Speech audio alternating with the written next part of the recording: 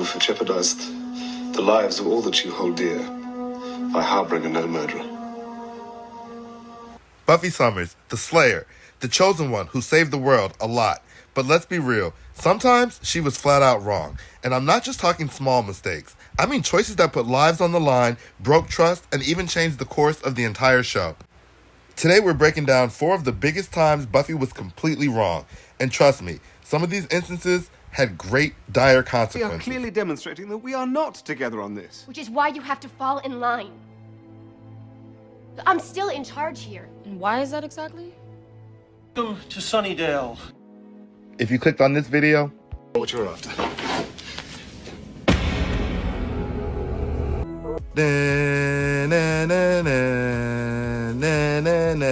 Boo! Buffy bot. What? What's wrong? Let's start with the heartbreak that shaped the series. In Season 2, Buffy not killing Angel when she had the chance. When Angel lost his soul in Season 2, he wasn't just a bad boyfriend. He was Angelus, one of the most dangerous vampires in history. You can't do it. You can't kill me.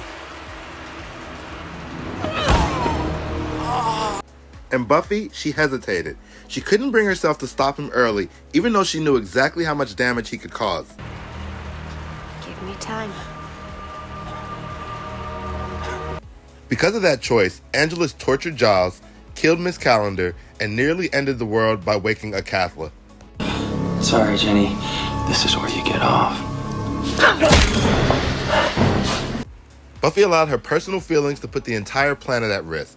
Yes, she redeemed herself by finally sending Angel to hell and becoming Part 2, but by waiting so long, she let chaos reign, and it's one of the clearest examples of Buffy's heart clouding her duty. Now, I do give Buffy a little bit of grace here. She was a young teenage girl in love, but what she did up next at number 2, there's really no excuse for her behavior. I am not your girl! You don't... At number 2, Buffy using Spike. Fast forward to Season 6, and Buffy's relationship with Spike. Let's call it what it was. Unhealthy, destructive, and flat out wrong. When did the building fall down? I don't know. Instead of leaning on her friends for support after being pulled out of heaven, Buffy turned to Spike. Not for love, not for partnership, but for an escape. She used him to feel something, anything, even though she didn't respect him. I love you. No, you don't. Didn't want to admit the relationship, and literally beat him down both emotionally and physically. You think I haven't tried not to?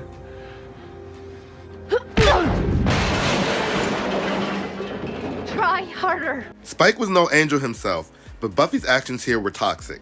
She projected her pain onto him, dragged him deeper into obsession, and created one of the most destructive dynamics in the show. And the kicker, she knew it. She admits in Dead Things that she's using him. It's messy, it's human, and it's one of the rawest times Buffy was wrong. Up next is a time when Buffy wronged the largest group of people all at once.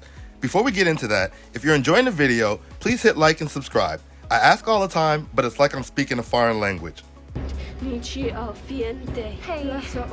English. And make sure to subscribe because you especially don't want to miss out on my Halloween series coming up in October. At number 3, we have Buffy's treatment of the potential Slayers Season 7. Season 7 Buffy is practically a case study in leadership gone wrong. Anyone else who wants to run, do it now. Because we just became an army. When the potential Slayers showed up, terrified, untrained, and basically children, Buffy didn't nurture them. She didn't guide them. Instead, she drilled them like soldiers and pushed them into battle way before they were ready. Clean folk, dirty folk. Her famous speeches started out inspiring, but quickly turned into ego trips. Buffy isolated herself, refused to listen to anyone, and her one-size-fits-all approach got some of those girls killed. And let's not forget, the group literally voted her out of her own house. Imagine being so rigid and self-righteous that your friends and the people who fought beside you for years tell you to leave. That says it all. You can't be a part of it.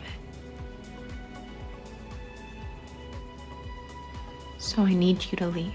In this video, we're not even going to talk about how wrong they were or how no one even seems to be the least bit sorry. Sorry. Let me know in the comments below what were your thoughts on them kicking Buffy out of her own house. Before we get to number 1, I just want to make a few honorable mentions. Season 7, Buffy letting Spike stay in the basement right after he gets his soul back. The problem, he's completely unhinged, hearing voices, seeing things, and even flat out telling her, "I'm dangerous." It was a risky and arguably reckless decision that could have ended very badly. Help me! Next, going down into the Master's lair. Buffy's a fairly new Slayer at this point with her duties, and going down to the Master's lair is ultimately how he's able to free himself. Ultimately, she does defeat him, but arguably this was a bad decision as well. And finally, coming in at number 4, trusting Principal Woods. In Season 7, Episode 17, Lies My Parents Told Me. By this point in the series, Buffy is stretched thin. She's the general of a small, inexperienced army, she's carrying the weight of the apocalypse, and she's betting almost everything on Spike, the vampire with a soul who, despite his history of violence, has fought by her side. Buffy believes that Spike is essential to winning the coming battle, and in many ways she's right. But here's where she makes a critical mistake. She underestimates Principal Woods. From the moment Robin Wood is introduced, his backstory makes it clear. He's not just another civilian caught in the middle of Sunnydale's madness. He's the son of a Slayer, Nikki Wood, who was killed by Spike back in 1977. Wood has lived his entire life with that trauma. I want to kill the monster who took my mother away from me. And when Buffy brings Spike into the fold as her strongest weapon, it's like twisting the knife. Buffy knows this, but instead of handling it with empathy or even caution, she brushes off Wood's pain and demands that he deals with it. If you try anything again, he'll kill you. More importantly, I'll let him. And here's where Buffy was wrong. She believed she could control Wood's emotions, that her word alone would be enough to stop him from acting on years of grief and vengeance. But of course, pain doesn't work that way. You fought at his side. Spike. By dismissing him, Buffy left him to his own devices, and Wood took matters into his own hands. Ever since you killed my mother. Killed a lot of people's mothers. The consequence is one of the most direct examples of her being proven wrong. Wood lures Spike into his home, surrounds him with reminders of Nikki's death, and attempts to kill him. Buffy's trust in Wood completely backfires. Not only does he fail to kill Spike, but the attempt leaves Wood permanently alienated from both Spike and Buffy. When Buffy finds out, she doesn't punish Spike, she punishes Wood by coldly telling him, "The mission is what matters, and if you can't handle that, you're out." This moment reveals two things. Buffy was wrong to believe she could ignore Wood's grief without consequences. She was also wrong to assume that her loyalty to Spike wouldn't damage her relationship with her other allies. Because in the bigger picture, this decision fractures her already fragile support system. Instead of gaining another strong fighter in the battle against the first, she effectively loses Wood's trust forever. In a war where she needed every ally she could get, Buffy's dismissal of his pain weakened her side. So while Spike survives, and while Buffy technically keeps her strongest weapon in play, she does so at the cost of compassion and leadership. This is one of those rare times where she doesn't just make a tactical mistake, she makes a moral one. And the show makes it clear that Buffy was wrong, because the fallout lingers until the very end of the season.